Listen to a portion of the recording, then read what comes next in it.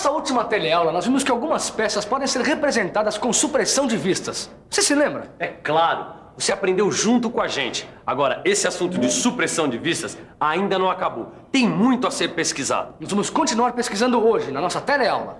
Vem estudar com a gente. Na teleaula de hoje, nós vamos ver como representar peças compostas com supressão de vistas. Vamos conhecer também o símbolo indicativo do diâmetro, além de aprender sobre a representação com supressão de vistas em corte. Sabe uma coisa que eu estava notando olhando esses desenhos aqui? Todos eles são sobre supressão de vistas em peças prismáticas. Tem até peças piramidais. Mas será que é possível suprimir vistas numa peça cilíndrica? Tá aí uma coisa que eu não tinha pensado. Bom, mas eu acho que sim. Eu não vejo por que não. Na verdade, eu acho que é melhor a gente pesquisar. Vamos pensar um pouco? Vamos pensar um pouco. Em primeiro lugar, vou imaginar uma peça cilíndrica e as suas medidas. Esta é uma boa forma para investigar se eu posso suprimir ou não alguma vista. Deixa eu imaginar agora a projeção da peça em 3 vistas. Olha lá, a vista frontal e a vista superior são iguaizinhas. Como a vista frontal é a vista principal do desenho técnico, eu vou suprimir a vista superior. Viu só? Examinando as vistas frontal e lateral devidamente cotadas, já dá para imaginar a forma e o tamanho da peça representada. Então dá para representar essa peça com 2 vistas. E se eu quisesse representar em vista única? Acho que aí eu vou ter problemas. Observando só a vista frontal, é impossível saber se a peça tem forma prismática, cilíndrica ou outra qualquer. Mas quando eu observo a vista lateral esquerda, que é circular, já sei que a peça só pode ser cilíndrica. Em vista única não dá para saber mesmo se a peça é cilíndrica. Bom, para representar uma peça cilíndrica com 2 vistas, a resposta é sim. Numa vista única, é impossível. Eu tô certo? É errado. É possível sim representar a peça cilíndrica em vista única. Basta você transmitir a ideia da forma da peça. Como? Você lembra quando você aprendeu o símbolo indicativo do quadrado? Pois é, agora você vai aprender como utilizar o símbolo indicativo do diâmetro. Olha aqui. Este símbolo é colocado ao lado da cota que indica o diâmetro da peça. Está vendo bem aqui? É a vista frontal da peça cilíndrica que você acabou de ver. Olha o sinal indicativo de diâmetro junto à cota 30 milímetros. Você reparou que com apenas essa indicação a interpretação da peça pode ser feita normalmente? Portanto, peças cilíndricas podem ser representadas com supressão de vistas e até em vista única. Miguel, seria bom mostrar um exemplo de peças cilíndricas com elementos. Boa ideia.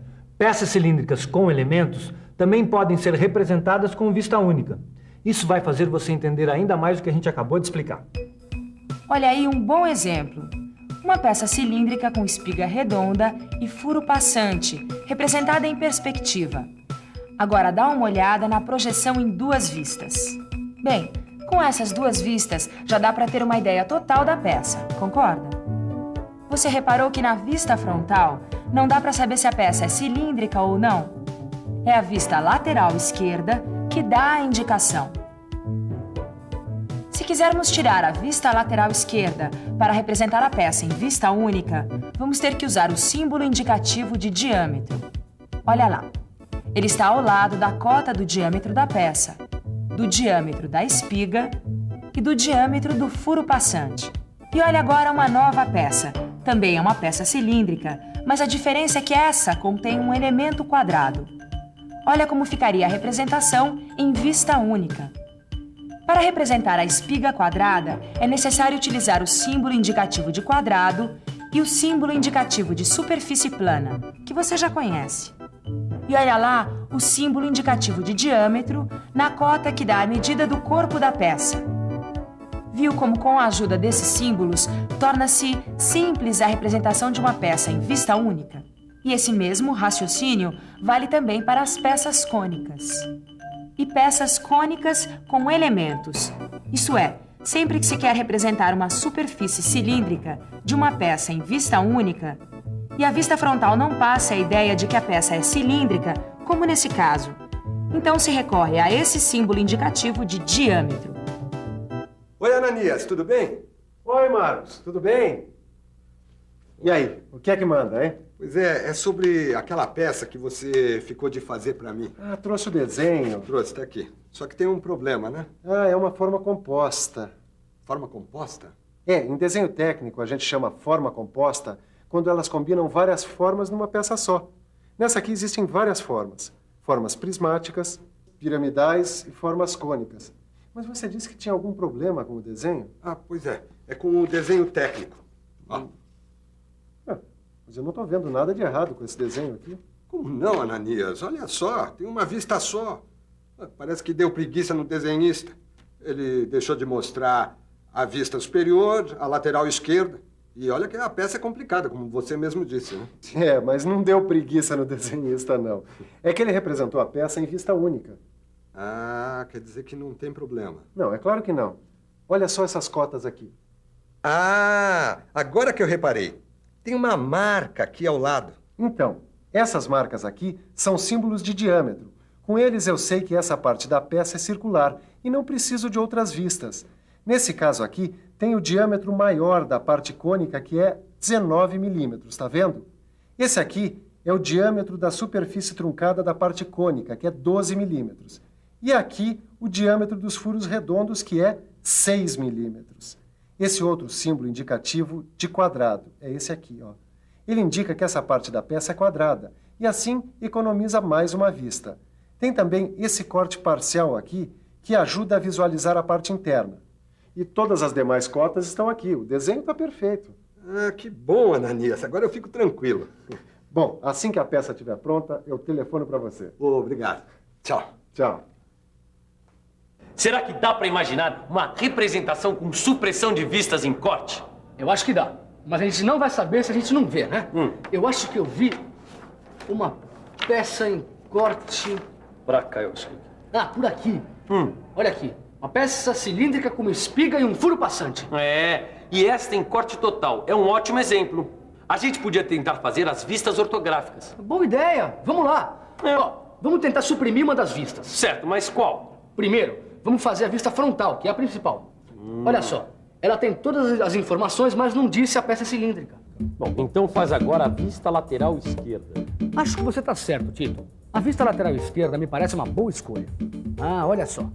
Realmente, olhando a vista lateral esquerda, dá para deduzir a forma circular da peça, da espiga e do furo. Essas duas vistas bastam. E agora vamos tentar representar a peça em vista única. Acho que não é difícil. Olha só. Tá vendo? Sem a vista lateral esquerda, é preciso indicar a forma circular da peça na vista frontal. Eu vou colocar o símbolo indicativo de diâmetro na frente da cota 15, que é a cota do diâmetro da espiga, da cota 9, que é relativa ao diâmetro do furo passante, e da cota 25, que indica o diâmetro do corpo da peça. Perfeito. E você notou uma coisa? Olha só, esta linha que indica o corte na vista lateral e o nome do corte na vista frontal não aparecem na representação em vista única. Olha só, Tito. Então dá para representar uma peça em corte com supressão de vistas também? Não, e se dá para representar em corte total, eu acho que também dá para representar em outros tipos de corte. É, acho que dá. E dá mesmo. Você pode encontrar um desenho técnico com supressão de vistas em representação com meio corte e até com vistas parciais. Você se lembra das vistas parciais? Quando você aprendeu representações especiais, você viu como interpretar a forma de peças representadas por meia vista e até por quarta parte de vista. Você lembra? Angela, que tal a gente começar mostrando a supressão de vistas em uma peça simétrica? Exatamente o que eu ia sugerir. Isso porque em peças simétricas a gente pode aplicar o meio corte. Você quer ver? Olha só essa peça. Ela é cilíndrica. Você reparou também que ela é simétrica, tanto longitudinal quanto transversalmente? Agora, veja a representação ortográfica com supressão da vista superior. Ela não é necessária porque é igual à vista frontal. E preste bem atenção na vista frontal. Representada em meio corte, ela mostra tanto os elementos externos como os elementos internos da peça. Já a vista lateral esquerda mostra a forma circular da peça, das espigas e do furo. E veja como ficaria em vista única. Viu que as cotas dos diâmetros da peça e do furo passante foram transferidos para a vista frontal. Note uma coisa. Olha a linha da cota do diâmetro 14. Reparou como ela parece incompleta? Isso é porque essa cota se refere a um elemento interno que tem uma parte oculta. Quando parte do elemento está oculta, a linha de cota não é desenhada completa. Ela apenas ultrapassa um pouco a linha de simetria, de forma que fique claro o valor numérico. Mas é bom nunca esquecer de uma coisa. Quando um desenho técnico em corte é representado em vista única, é absolutamente necessário usar os símbolos indicativos de quadrado e de diâmetro, para dar ideia da peça com apenas uma vista. Aqui tem um bom exemplo de uma representação em vista única em vistas parciais. Vamos ver como é que fica a representação dessa peça em meia vista. Nesse caso aqui, o desenho técnico pode ser representado sem corte ou com corte. Repare bem numa coisa. As linhas de cotas de diâmetro ultrapassam um pouco a linha de simetria. Essas linhas de cota apresentam apenas uma seta. A parte que atravessa a linha de simetria não apresenta seta. E embora a peça esteja parcialmente representada, as cotas referem-se às dimensões da peça inteira. Por exemplo, essa cota aqui, de 12 milímetros, indica o diâmetro do corpo da peça. A cota de 6 milímetros indica o diâmetro do furo passante. E a cota de 20 milímetros indica o diâmetro da flange. As outras cotas, essa de 14 milímetros, refere-se ao comprimento útil. E a de 18 milímetros refere-se ao comprimento total. Puxa, Miguel. Bom, para finalizar, a gente podia mostrar um desenho técnico com supressão de vistas numa peça representada em quarta parte de vista. Mas eu não tenho nada desenhado aqui. Será que não tem alguma coisa arquivada no computador? Deixa eu ver. Ah, achei. Eu tenho aqui essa figura. É um disco simétrico com furos. Olha só como fica essa peça representada através de quarta parte de vista. O diâmetro da peça é 40 milímetros. O diâmetro do furo central é 12 milímetros.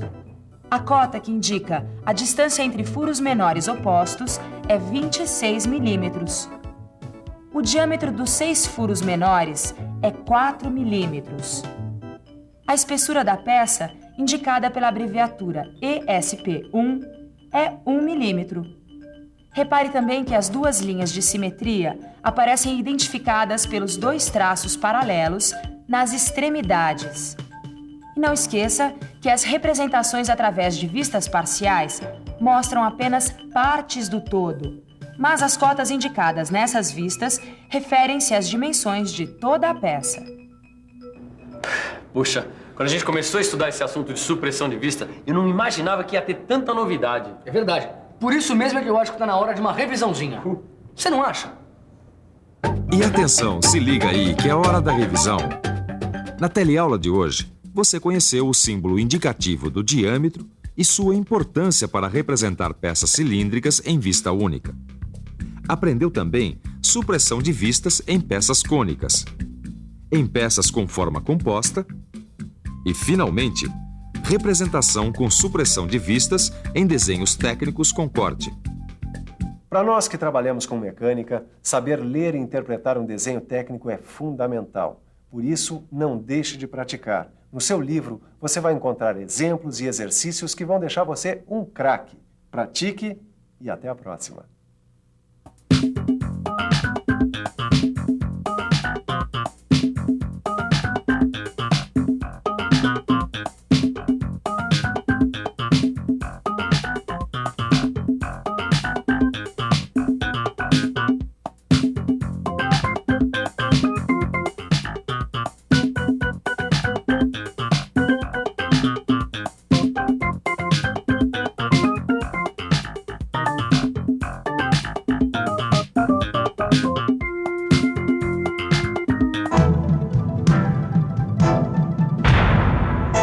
Telecurso 2000, um programa de educação do Sistema Fiesp e da Fundação Roberto Marinho.